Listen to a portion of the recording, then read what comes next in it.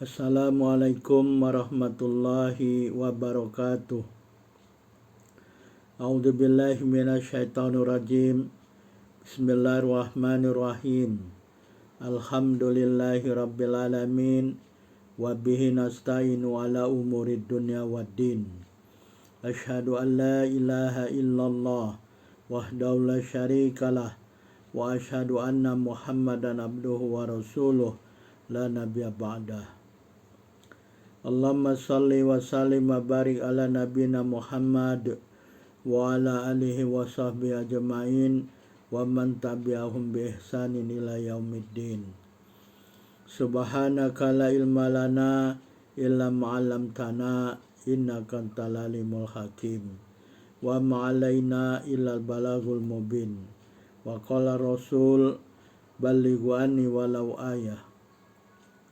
Rabbi shrah li sadri wa yassir li amri wahlul 'uqdatam min lisani yafqahu qawli. Amma ba'd.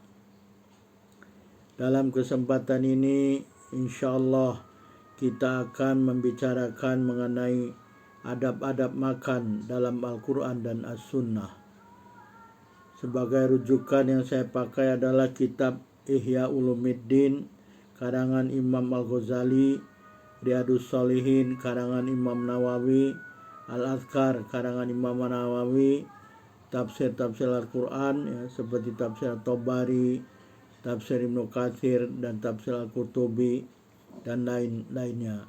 Kemudian kitab-kitab hadis seperti Sahih Al-Bukhari, Sahih Muslim ya, dan kitab-kitab sunan ya. Sunan An-Nasai, Sunan At-Tirmidzi, Sunan Abu Daud, Sunan Ibnu Majah dan kitab-kitab syarahnya ya. Sebelum kita membicarakan mengenai adab-adab makan itu sendiri, ada baiknya kita membicarakan sedikit banyak tentang muqaddimah ya. Alhamdulillahirabbil alamin, segala puji bagi Allah Subhanahu wa taala yang telah mengatur seluruh makhluk dengan sebaik-baiknya. Dia yang menciptakan 7 lapis bumi dan 7 lapis langit dan bumi dan menurunkan air dari langit. Khalaqas samawati wal ardh wa anzala minas samai ma'an. Ya. Kemudian air itu dapat dengan air tersebut Allah menumbuhkan segala jenis tanaman dan segala jenis tumbuhan yang bisa mengeluarkan biji-bijian dan buah-buahan sebagai rezeki bagi manusia. Allah Subhanahu wa taala telah memberikan rezeki dan kekuatan kepada manusia. Dia yang menciptakan berbagai jenis hewan ternak ya, yang dipelihara maupun untuk hewan tunggangan dan hewan yang dimakan. Ya, ini dapat dilihat dalam surat Yasin ya. Dia yang memelihara segala jenis makanan termasuk asal tumbuhan dan hewan untuk kekuatan bagi manusia dengan memakan makanan yang halal dan baik. Kekuatan ini akan bermanfaat bagi manusia untuk taat dan beramal soleh. Sesungguhnya tujuan hidup hakiki bagi orang-orang mukmin yang berakal adalah untuk berjumpa kelak di hari akhirat, berjumpa dengan Allah Subhanahu wa taala kelak di hari pembalasan di hari kiamat. Tidak ada jalan yang akan menyampaikan perjumpaan manusia kepada Allah Subhanahu wa taala melainkan dengan ilmu dan amal soleh. Tidak ada ketetapan dan keteguhan dalam melakukan kedua perkara tersebut dengan istiqomah melainkan dengan selamatnya badan. Tidaklah badan yang akan selamat melainkan dengan makanan dan kekuatan. Jadi tanpa makanan dan kekuatan badannya akan loyo, akan lemah sehingga tidak bisa melakukan kedua perkara menuntut ilmu dan beramal soleh. Apalagi menyampaikan amal-amal ini bukan hanya untuk diri sendiri tetapi menyebarluaskannya sebagaimana Rasulullah bersabda, balighu anni walau ayah. Sampaikanlah daripadaku walaupun hanya sepotong ayat. Mengambil dan menerima makanan dengan kadar keperluan atas berjalan waktu. Oleh karena itu sebagian orang-orang salaf, ulama-ulama salaf yang soleh mengatakan bahwa sesungguhnya perkara makan itu adalah termasuk dari urusan agama. Jadi mungkin kita berpikir bahwa agama itu tidak mencakup masalah makan dan makanan. Ya. Tidak, ini adalah perkara yang salah. Ya, mungkin ada orang menganggap makan itu sebagai adat, kebiasaan. Ya. Tapi ulama salah mengatakan perkara makan ini adalah termasuk dari urusan agama, urusan Islam. Ya, karena tanpa makan badan akan loyo, lemah, dan tidak mempunyai kekuatan sehingga tidak bisa melakukan amal-amal soleh, menuntut ilmu dan melakukan amal-amal soleh, dan melakukan amar ma'ruf nahi anil munkar. Perkara ini berdasarkan kepada hadis yang telah diriwayatkan dari Abu Hurairah radhiyallahu anhu. Beliau mengatakan, Rasulullah SAW bersabda, Ayuhan nas, innallaha thayyib, la yaqbalu illa thayyiba, wa innallaha amaral mu'minina bima amara bihil mursalin. Faqal, a'udzu billahi minasyaitonir rajim. Ya ayyuhar rusul, kulu minat thayyibati wa'malu sholiha, inni bima ta'maluna alim. Surat Al-Mu'minun ayat 51. Waqal, ya ayyuhalladzina amanu, kulu min thayyibati ma razaqnakum. Surat Al-Baqarah 172. Kata Rasulullah, ayuhan nas, wahai manusia, innallaha thayyibun, sesungguhnya Allah Subhanahu wa taala itu maha baik. La yaqbalu illa thayyiba, Allah Subhanahu wa taala tidak menerima kecuali yang baik. Thayyiba ini juga bermakna halal, baik dan halal. Wa innallaha maral mu'minin, dan sesungguhnya Allah Subhanahu wa taala telah memerintahkan orang-orang beriman, orang-orang mukmin, bima mara bil mursalin, dengan apa-apa yang telah Allah perintahkan kepada para rasul alaihi wassalam. Apa kata Allah kepada orang-orang beriman dan kepada rasul? Pertama sekali Allah telah memerintahkan kepada para rasul, rasul-rasul Allah Subhanahu wa taala, mulai dari Nabiullah Adam alaihissalam sampai Rasulullah SAW. Faqal, apa kata Allah? Allah berfirman, ya ayuhar rusul, wahai para rasul, kulu minat thayyibat, makanlah dari perkara-perkara yang baik, makanlah hal-hal yang baik, makanlah makan-makan yang baik. Baik ini juga kata ahli tafsir dalam makanan yang halal. Wa'malu sholiha, dan beramallah dengan amal soleh. Ini bima ta'maluna alim, sesungguhnya aku dengan apa-apa yang kau lakukan adalah maha mengetahui. Ini surat Al-Mu'minun ayat 51. Kemudian Allah berfirman juga kepada orang-orang beriman, ya, sama perintahnya.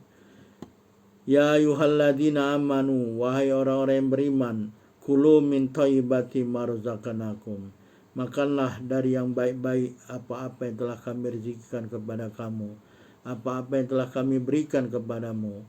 Makan dari perkara-perkara yang baik, thayyiban halalan, ya, halalan thayyiban. Thayyib ini juga bermakna halal, ya, baik dan halal. Jadi Allah memerintahkan kepada Rasul dan kepada orang-orang beriman sama, makanlah perkara-perkara dari makanan yang baik. Ya, makan ini tidak hanya makanan saja, tapi bagaimana memperoleh makanan tersebut. Jadi makan dan cara memperolehnya, makanlah dengan cara yang baik, dengan makanan-makanan yang baik, makanan-makanan yang halal, dengan cara yang halal memperoleh makanan tersebut. Hadis ini diriwayatkan oleh Imam Muslim nomor 1015.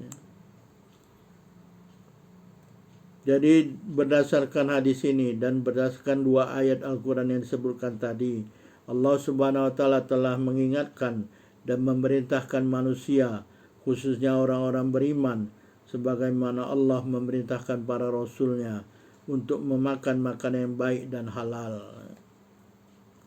Siapa yang mendahulukan makan untuk membantunya memperoleh ilmu dan mengerjakan amal soleh serta menyebarluaskan ilmu dan amal soleh tersebut, serta mendapatkan kekuatan badan untuk bertakwa kepada Allah Subhanahu wa taala, maka dia semestinya tidak membiarkan dirinya diabaikan dengan sia-sia dan tidak memakan makanan seperti binatang ternak makan dengan sesuka hati. Kita lihat kalau binatang ternak 4 kaki ya, kerbau, lembu, ya, kerbau, lembu atau sapi, ya, kambing, domba. Mereka memakan tanpa memperhatikan bahaya dan larangan, ya. Karena mereka tidak mempunyai akal, jadi tidak tahu. Sesungguhnya apa-apa yang menjadi perantara kepada agama Islam, ya, kepada urusan-urusan Islam, mestilah nampak atasnya cahaya-cahaya Islam tersebut, ya. Sama dengan makanan, cahaya-cahaya Islam itu dalam perkara makan dan makanan adalah adab dan sunnah makan yang seorang hamba Allah Subhanahu wa taala diikat dan dikendalikan dengannya.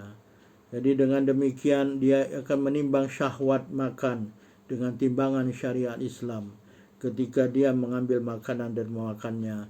Tidak seperti binatang ternak memakan dengan nafsu syahwatnya, makan sesuka hati, ya, tanpa melihat bahaya dan larangan. Dengan demikian jadilah makan itu dengan sebab adab dan sunnahnya amal untuk mendapatkan ganjaran di sisi Allah Subhanahu wa taala. Ya, sebagaimana telah diriwayatkan dari Sa'ad bin Abi Waqqas radhiyallahu anhu, sesungguhnya Rasulullah SAW bersabda, innaka lan tufiqa nafaqatan tabtaghi biha wajhallah illa ujirta 'alaiha hatta matajalu fi fami imra'atik. Sesungguhnya kamu tidak akan menafkahkan satu nafkah yang kamu menghendaki dengan nafkah tersebut keridhaan Allah Subhanahu wa taala, melainkan kamu akan diberi ganjaran atas nafkah tersebut. Jadi kalau seorang memberikan nafkah, maka nafkah itu kalau karena Allah Subhanahu wa taala, dia akan mendapat ganjarannya.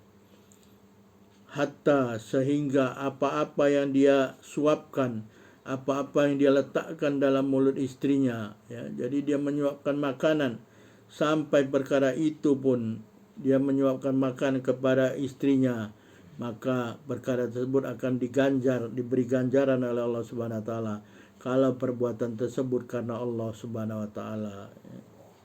Ini hadis riwayat Al-Bukhari, ya. Imam Al-Bukhari meriwayatkan dalam banyak tempat, nomor 56, 1295, 5668, 6373. Kemudian dalam Muwatta Imam Malik nomor 1461. Dalam riwayat lain, ya, hadisnya adalah walasta tunfiqu nafaqatan tabtaghi biha wajhallah illa ujirta biha hatta luqmata tajaluha fi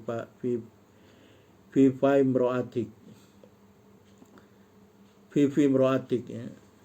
Walasta tunfiqu nafaqatan, sama, ya. Tidaklah engkau memberikan nafkah, satu nafkah yang engkau dengan nafkah tersebut menghendaki keridhaan Allah Subhanahu wa taala, engkau menafkahkan karena Allah Subhanahu wa taala, melainkan nafkah itu akan diberi ganjaran oleh Allah Subhanahu wa taala.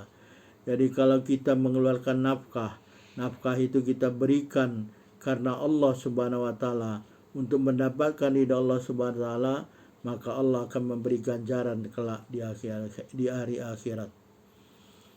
Hatta, kata Rasulullah, sehingga al-luqmah, sesuap makanan yang kau berikan, yang kau letakkan makanan itu di mulut istrimu, yang kau suapkan dia ke mulut istrimu, itu pun akan diberi ganjaran oleh Allah Subhanahu wa taala kalau kamu melakukannya dengan ikhlas semata-mata karena Allah Subhanahu wa taala. Ini hadis Al-Bukhari nomor 4409 dan hadis Muslim 1628. Jadi makna wajah Allah, karena ingin mendapatkan ridha Allah, karena ingin mendapat ganjaran dari Allah Subhanahu wa taala kelak di akhirat. Nasib baik apabila bersesuaian dengan kebenaran dan tidak akan merusak dalam ganjaran di sisi Allah, ya. Jadi sesuatu perbuatan, ya, kalau kita lakukan dengan baik dan benar menurut syariat Islam, ya, dan karena Allah Subhanahu wa taala, insyaallah Allah akan memberi ganjaran kelak di hari akhirat. Hatta perbuatan menyuapkan makanan ke mulut istri ada kalanya untuk bersenda gurau, bermain cinta atau bercumbu rayu dengan istri. Perbuatan ini akan menjadi ibadah kalau karena Allah Subhanahu wa taala, dan akan mendapat ganjaran di sisi Allah kelak di hari akhirat. Dengan demikian suatu perbuatan akan diberi ganjaran di sisi Allah Subhanahu wa taala kalau perbuatan itu benar berdasarkan syariat Islam dan dilakukan karena Allah Subhanahu wa taala.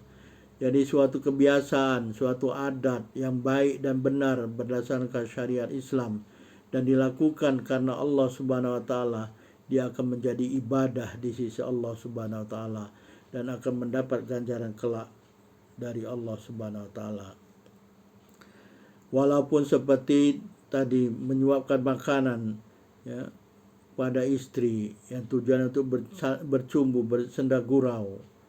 Begitu pula apabila seorang laki-laki melampiaskan nafsu syahwatnya, apabila melampiaskan nafsu syahwatnya kepada perempuan yang diharamkan baginya atau bukan istrinya, maka perbuatan tersebut menjadi suatu dosa yang akan mendapat azab kelak di sisi Allah Subhanahu wa taala.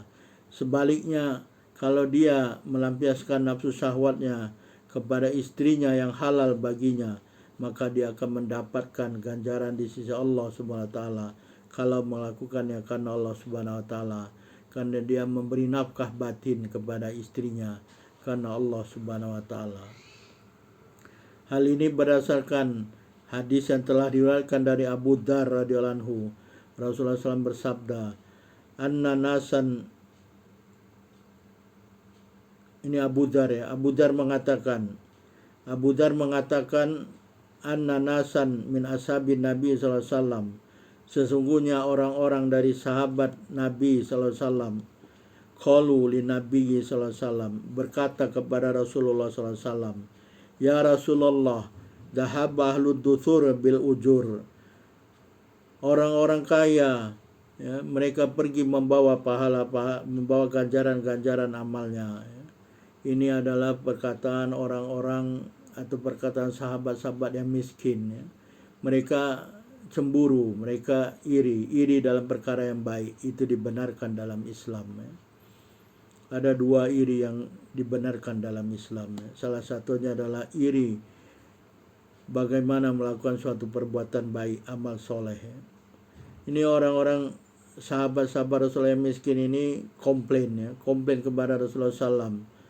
Apa katanya? Ya Rasulullah, dhahaba ahlud duthur bil ujur. Wahai Rasulullah, orang-orang kaya, orang-orang berharta, mereka senang membawa ganjaran ya.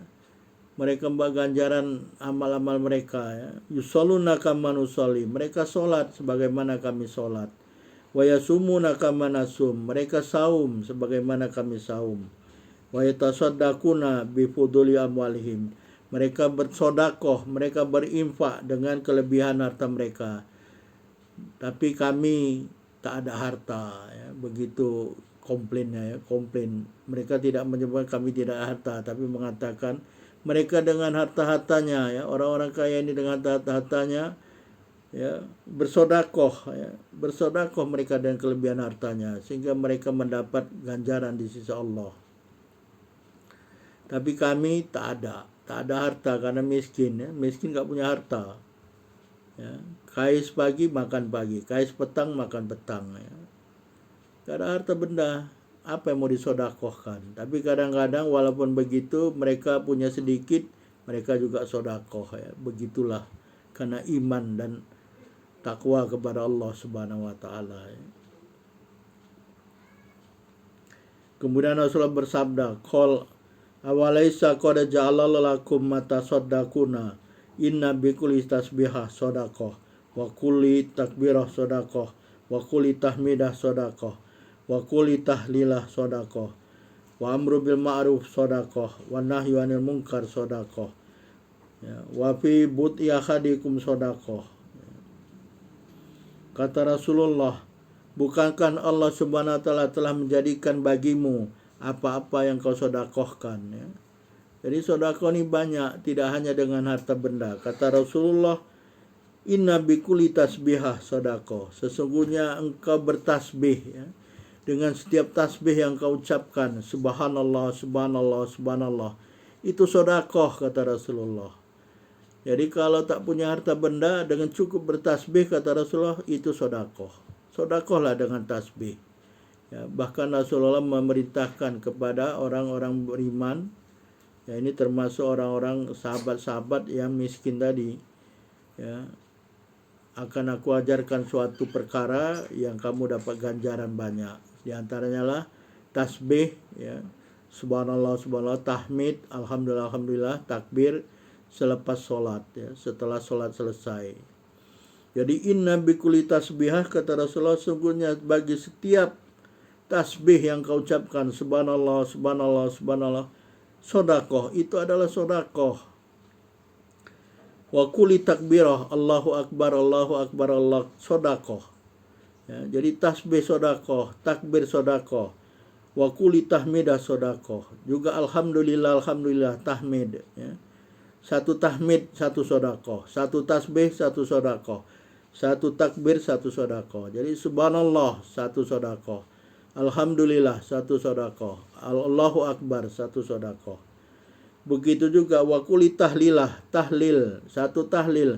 La ilaha illallah, itu sodakoh, satu sodakoh. Ya.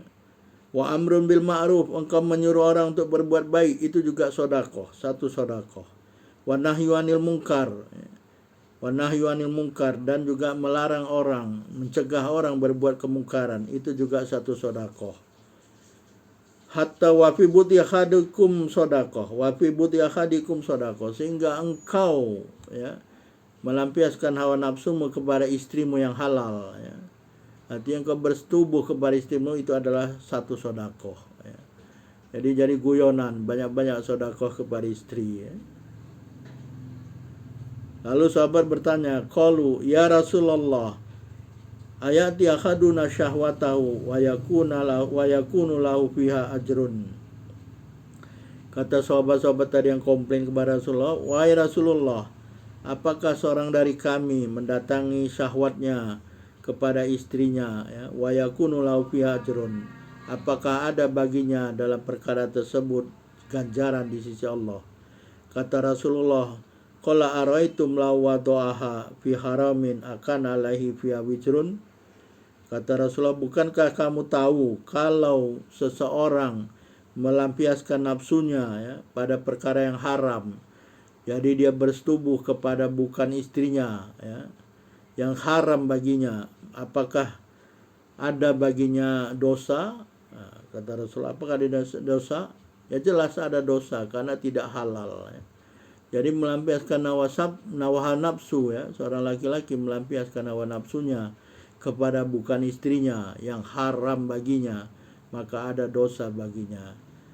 Fakadzalik, kata Rasulullah, maka seperti demikian juga idza wada'a fil halal kana lahu ajrun, jika dia melampiaskan nafsunya kepada istrinya yang halal, yang sah menurut syariat Islam, maka ada baginya ganjaran, ya, di sisi Allah Subhanahu wa taala. Hadis ini diriwayatkan oleh Imam Muslim nomor 1006.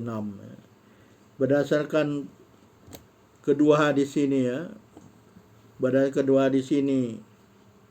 bahwasanya suatu perbuatan, kalau perbuatan itu baik dan benar menurut syariat Islam, kemudian dilakukan atau dikerjakan karena Allah Subhanahu wa taala semata-mata, maka dia akan mendapat ganjaran di sisi Allah Subhanahu wa taala. Begitu juga berdasarkan hadis Sa'ad bin Abi Waqqas tadi, menyuapkan makanan, ya, kepada istri, perbuatan makanan yang tadinya hanya suatu adat atau kebiasaan, ya, atau bahkan hanya untuk bersenda gurau kepada istri, misalkan, ya. Kita lihat orang ramai ketika menikah, mereka saling suap menyuap, tujuannya untuk senda gurau, ya. Perbuatan ini yang tadinya adat, kebiasaan atau senda gurau boleh menjadi suatu ibadah, berubah menjadi suatu ibadah di sisi Allah Subhanahu wa taala kalau melakukannya karena Allah Subhanahu wa taala atau mencari ridha Allah Subhanahu wa taala. Begitu juga dengan perbuatan adat atau kebiasaan yang lain, kalau dia benar dan baik menurut syariat Islam, kemudian akan menjadi ibadah di sisi Allah kalau dilakukan atau diniatkan semata-mata melakukannya karena Allah Subhanahu wa taala. Perbuatan makan yang telah menjadi suatu ibadah akan mendapatkan ganjaran di sisi Allah Subhanahu wa taala. Oleh karena itu, untuk menjadikan perkara makan ya, sebagai suatu ibadah, perlu dijaga adab-adab dan sunnahnya. Adab-adab dan sunnah makan serta perkara yang berkaitan dengan keduanya. Apa adab-adab makan yang perlu kita ketahui? Insyaallah kita akan sambung dalam pembicaraan yang lain mengenai sunnah dan adab-adab makan yang telah diajarkan oleh Allah Subhanahu wa taala dan Rasulnya dalam Al-Quran dan As-Sunnah dalam video-video selanjutnya, dalam pertemuan selanjutnya insyaallah. Subhanakallahumma wa bihamdika asyhadu an la ilaha illa anta astaghfiruka wa atubu ilaik. Wabillahi taufiq wal hidayah. Wassalamualaikum warahmatullahi wabarakatuh.